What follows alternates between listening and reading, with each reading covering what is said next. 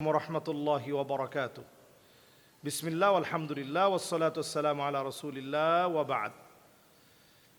এক ভাই প্রশ্ন করেছেন যে ইমারত ইসলামী আফগানিস্তানের যে সফলতা দেখা যাচ্ছে এর পিছনের কারণ কি? আলহামদুলিল্লাহ, এই নিউজগুলো আমাদের মনগুলোকে বড় করে দেয়।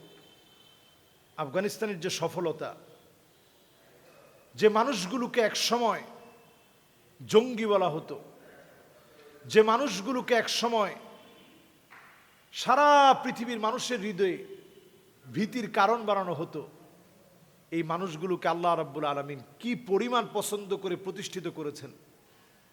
আজকে আমেরিকার মতো দেশ, যুক্তরাষ্ট্র তাদের মার্কিন প্রতিরক্ষা বিভাগ জরিপ করে বলছে, একটু চিন্তা করেন, এই তথ্য আমি আপনি না, মার্কিন প্রতিরক্ষা বিভাগের জরিপ বলছে যেই পরিমাণ আল্লাহ রাব্বুল আলামিন খনিজ সম্পদ শুধুমাত্র কেবলমাত্র আফগানিস্তানের মাটির নিচে দিয়েছে, এর পরিমাণ দাঁড়াবে 15,000 বিলিয়ন মার্কিন ডলার। সুবহানাল্লাহ বিহামদিহি। 15,000 বিলিয়ন মার্কিন ডলার শুধুমাত্র আল্লাহ রাব্বুল আলামিন তাদের মাটির নিচে যে খনিগুলো দিয়েছে।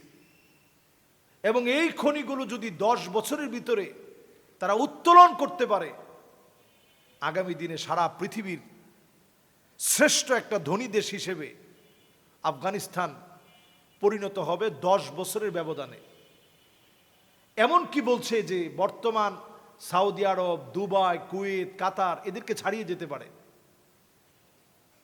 এবং সারা পৃথিবীর একটা চালিকা শক্তি আল্লাহ রাব্বুল আলামিন আফগানিস্তানকে দিয়েছে লিথিয়ামের মতো মহামূল্যবান খনিজ সম্পদের মধ্য দিয়ে।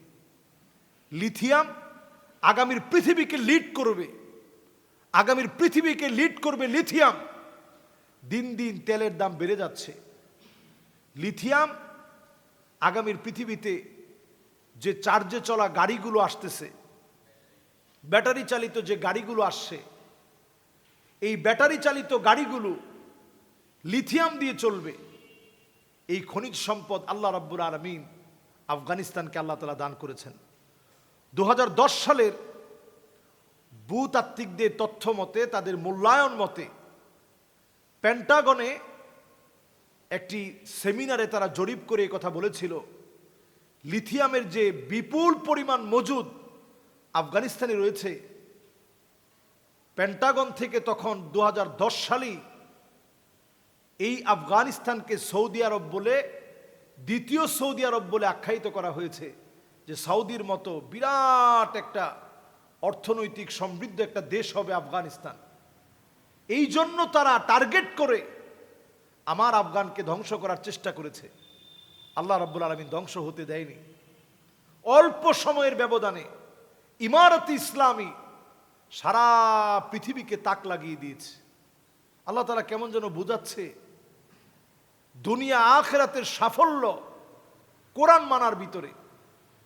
শুধু তারা খিলাফত প্রতিষ্ঠিত করার কারণে আসমান থেকে আল্লাহ তাআলা যেমন নিয়ামত দিচ্ছে, জমিন থেকে নিয়ামত, এমন ভাবে জমিনের ভিতরে নিয়ামত, জমিনের ভিতরে আল্লাহ তাআলা পুঁথিত করে রেখেছে লিথিয়ামের মতো মহামূল্যবান খনিজ সম্পদ। এগুলো আল্লাহর পক্ষ থেকে দেওয়া। আজকে আমরা যদি ইসলামের দিকে আসতাম, আমাদের দেশ এর চেয়ে বেশি সমৃদ্ধ হতে পারত।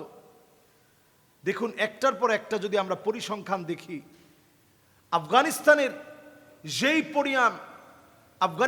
যেই পরিমাণ লিথিয়াম খনিজ সম্পদ রয়েছে, বর্তমান গবেষকরা অবাক হয়ে যাচ্ছে, দৈর্ঘ্যে এটা 900 কিলোমিটার। সুবহানাল্লাহ, 900 কিলোমিটার দৈর্ঘ্যে, 900 কিলোমিটার, প্রস্থে 200 কিলোমিটার, পুরাটা জুড়ে লিথিয়ামের খনিজ সম্পদ।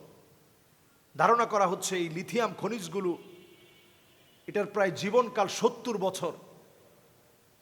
এটা আমাদেরকে আরেকটা বার বলে দিচ্ছে, এই পৃথিবীর উত্থানে কালো পতাকাধারী খোরাসানের বাহিনী তারা শক্তিশালী হবে, অর্থনৈতিকভাবে সমৃদ্ধ হবে, মাজলুম মুসলমানদেরকে উদ্ধারের পিছনে কাজ করবে। দেখুন, এই লিথিয়ামগুলোর বয়স 70 বছরের বয়সকাল উল্লেখ করছে গবেষকরা। তার মানে চিন্তা করেন, এখন আমাদের কিন্তু ঘুমিয়ে থাকার সময় না, এই সময়টা আমাদের জেগে ওঠার সময়, এই সময়টা আমাদের গবেষণা করার সময়, এই সময়টা আল্লাহর দিকে ফিরে আসার সময়, যখন পৃথিবীর একটা মোড় চেঞ্জ হওয়ার সম্ভাবনা রয়েছে। ঠিক সেই সময় আমরা দাঁড়িয়ে আছি। এই দাঁড়িয়ে থেকে আজকে রক্তক্ষয়ী মাজলুম মুসলমান সারা দুনিয়াতে যখন মার খাচ্ছে, এই মুসলিমদেরকে হেফাজতের লক্ষ্যে আমি আপনি নিজেকে ব্যতিক্রম বানাই। আফগানিস্তানের বড় বড় ব্যক্তি নিজেকে ব্যতিক্রম বানিয়েছে। পৃথিবীর যে কোনো মোড়লদের কাছে সে তার স্বকীয়তা নিয়ে প্রবেশ করছে, তার ড্রেস আপ, তার সুন্নাহ, তার লেবাস সব ঠিক রেখে প্রবেশ করছে। বাদা আল ইসলাম গরিবান ওয়া সায়াউদু গরিবান তুবা লিল গুরাবা। ইসলাম বিজয়ী হয়েছে ব্যতিক্রমদেরকে দিয়ে, আবার ব্যতিক্রমদেরকে দিয়ে ইসলাম বিজয়ী হবে। এই বিজয়ী হওয়ার জন্যে আমি আপনি নিজেকে ব্যতিক্রম বানাই, আমি আপনার নিজের দৃষ্টিভঙ্গিকে পরিবর্তন করি, ব্যতিক্রম হই, নিজেকে সাধারণ বানাই। আল্লাহর সামনে দাঁড়াতে হবে এই ভয় আমাদের ভিতরে জাগ্রত করি। আল্লাহ তৌফিক দান করুক। আসসালামু আলাইকুম ওয়া রাহমাতুল্লাহি ওয়া বারাকাতুহু।